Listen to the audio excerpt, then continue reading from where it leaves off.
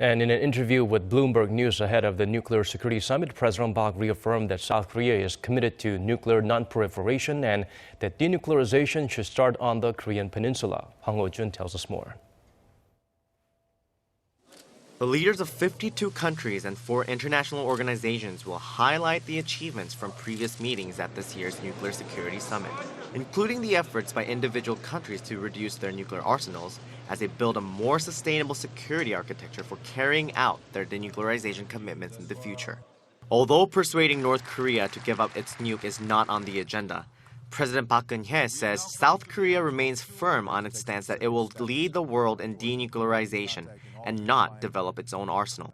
In a written interview with Bloomberg News published Thursday ahead of the summit, President Park says she has a strong conviction that the vision for a nuclear-free world must begin with the Korean Peninsula. There have been growing calls from some in South Korea, and most recently from Republican presidential candidate Donald Trump, for the country to develop its own nuclear arsenal in the face of continued provocations from North Korea. The UN Security Council imposed a tough new set of sanctions on Pyongyang in the wake of its nuclear tests and missile launches. In response, North Korea has fired off several more missiles and vowed another nuclear test.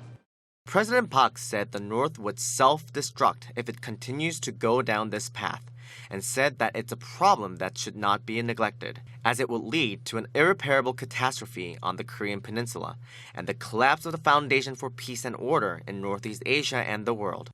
President Park also said she would continue to impose sanctions on North Korea instead of pursuing dialogue in order to induce change in Pyongyang. Hwang Ho, Arirang News.